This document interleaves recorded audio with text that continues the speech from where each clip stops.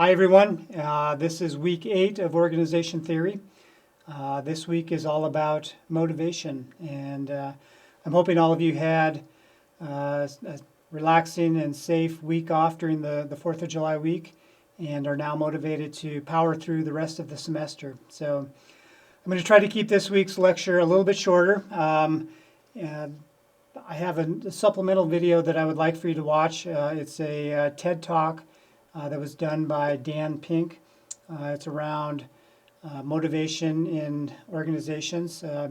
He talks about some of the new research that's been done, and so I think it's a really good supplement to the material this week, and gives you a little bit of variety, and instead of just listening to me for a lecture. So some reminders, announcements, several of them this week. We will be having our final discussion forum in Moodle this week, so that will be over material from week 7 and 8. You guys have done such a great job in previous discussions, engaging with each other and really delving into the material. So I'm looking forward to one last forum and seeing what you come up with. So we've got that this week. Next week we will not have class. Giving you that week off to work on your projects.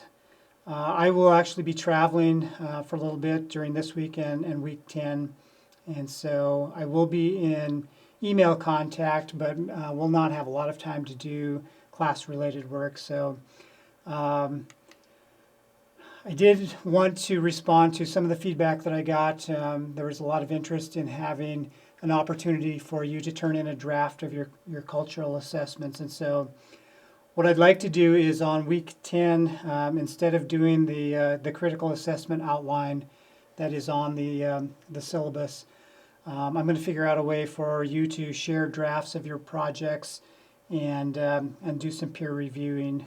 I will also try to give you all some feedback as well, but like I said, my time is going to be a little bit limited. So I thought the peer review would be a nice way to at least make sure all of you feel like you're on the right track before you turn in a final.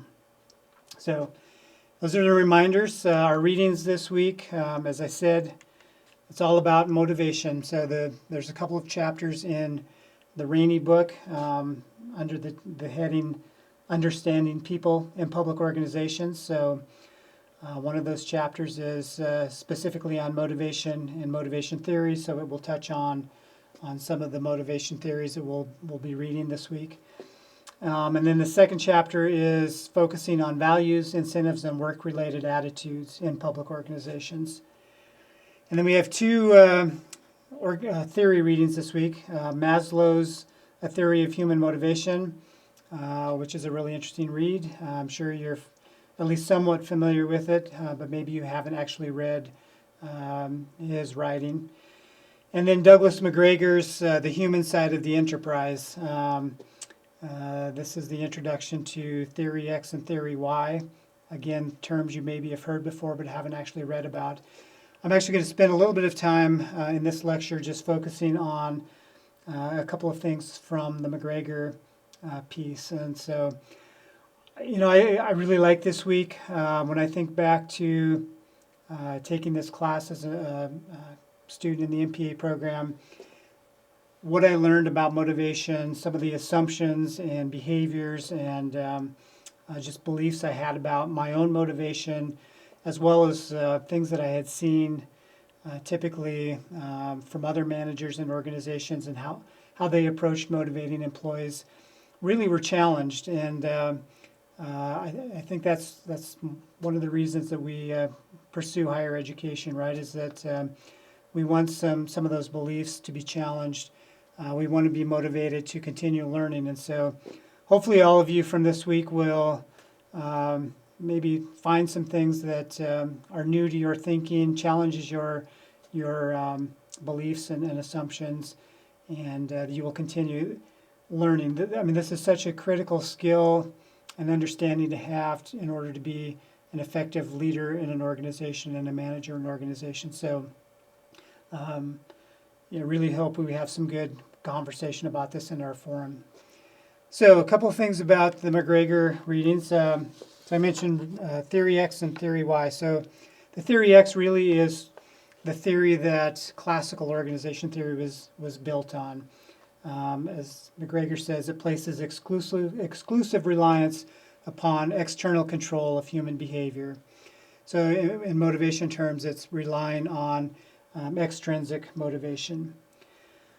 Theory Y that McGregor introduces in this piece relies heavily, he says, on self-control and self-direction. And so it's really about intrinsic motivation. And so this is really a perspective shift in about sort of the foundational beliefs of human beings, right? And so in Theory X, they believed people were inherently lazy, self-centered, resistant to change, and management's job was really to control behavior and to get people to behave the way they wanted to through rewards and punishments through those external motivators.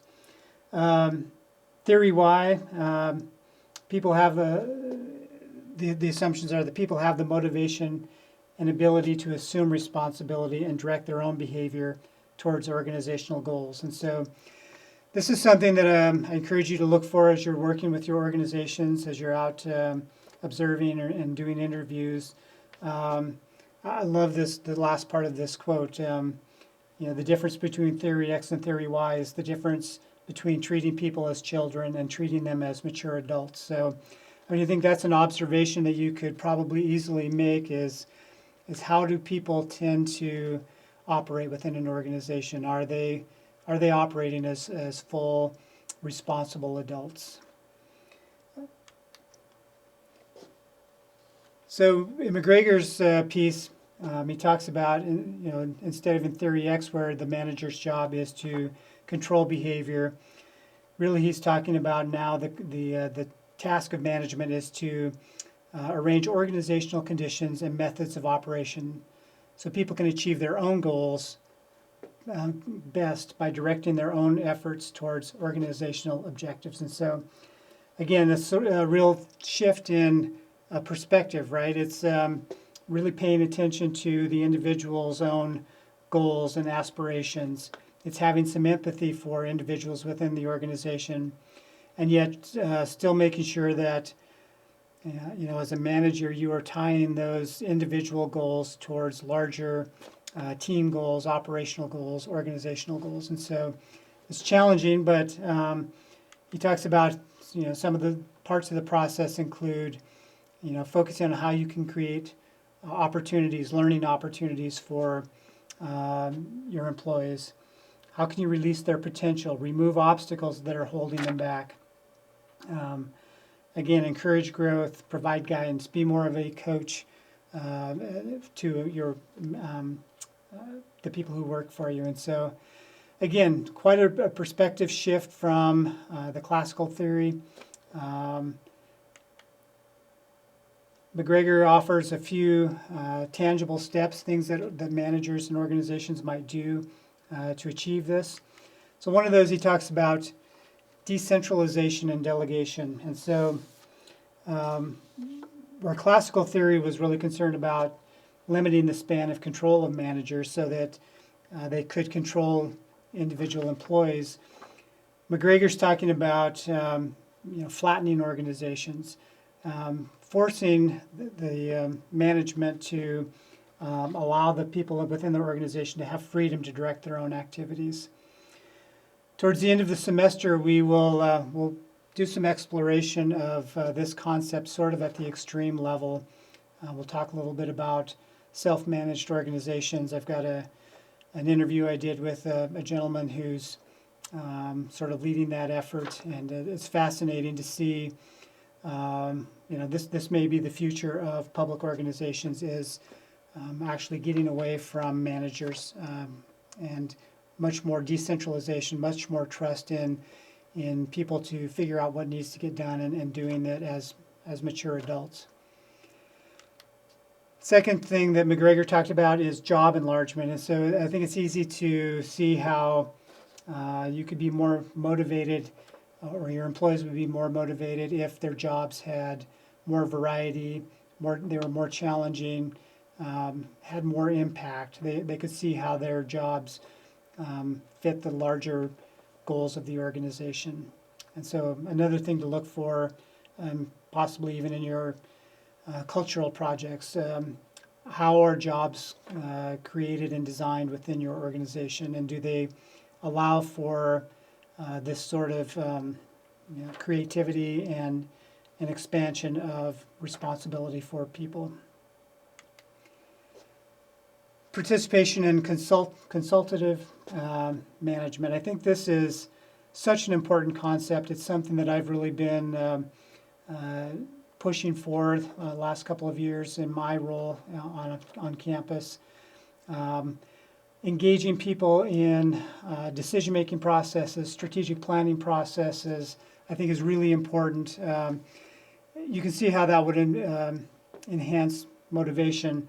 It's a win-win for the organization. It allows for more creativity, for a lot more perspectives. When you're bringing in people who, for example, are on the front lines of your organization, working directly with clients, those folks will have much deeper and different perspectives about processes and services that the organization might be providing than someone who is more removed from those processes at the upper levels. And so one of the things that I see that holds back, a couple of things that I see holds organizations back from doing this. One is sort of being stuck in that mindset that the people at lower levels of an organization may not have the skills or the knowledge to participate in decision making. I think another thing that I see, though, also is just a lack of recognition of how you would engage people effectively in decision-making processes. And so I'll talk a little bit more about that as we go on in the semester. I think that's a critical skill to be able to facilitate processes where you are bringing lots of people together, not only within an organization, but also potentially external stakeholders to an organization. And then the final one that McGregor talks about is performance appraisal processes. So McGregor encourages processes in which employees take a lot more control over and a lot more responsibility for planning and assessing their own contributions to organizational objectives. And really what that means for the manager is the manager's role changes a little bit. And it's actually a much easier role. It's the role of a coach and a mentor as opposed to being sort of the inspector and the judge, as McGregor says. And so just some thoughts about how you can put some of these ideas into practice in an organization and things that you could look for in your cultural assessment projects as well.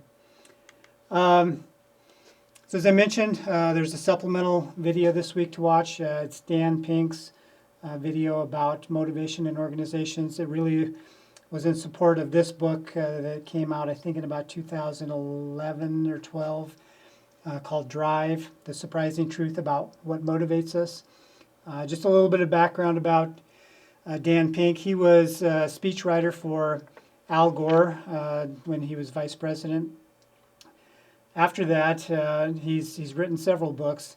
And he's a fascinating guy to follow because one of the things he does is he delves into a lot of the research that's going on that are related to leadership and organizations, and then presents that in sort of to the lay audience. And so some really fascinating stuff. His TED Talk is really interesting, tells some good stories, good examples. Just thought I would pull one quote from the book. And I'll read this quickly, but at its core, management hasn't changed much in 100 years.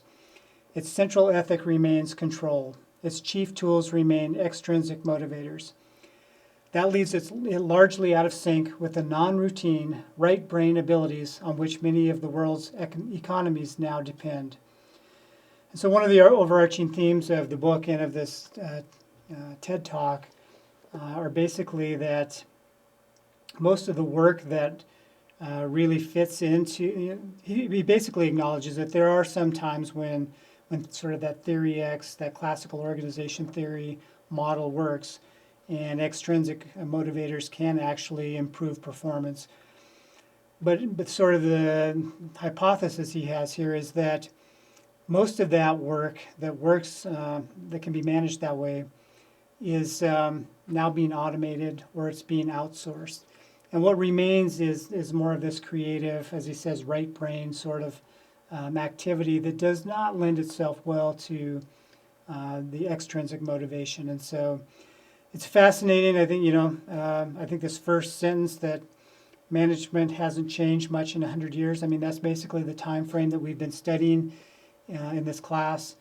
And, the theories have changed, but I think that he has some validity here in the fact that a lot of our behaviors and a lot of our beliefs within organizations haven't changed at least as rapidly as they probably need to. And so that's one of the things we'll do here on the final few weeks of the class is sort of move into this idea of how do we address the future of organizations and the needs that they will have.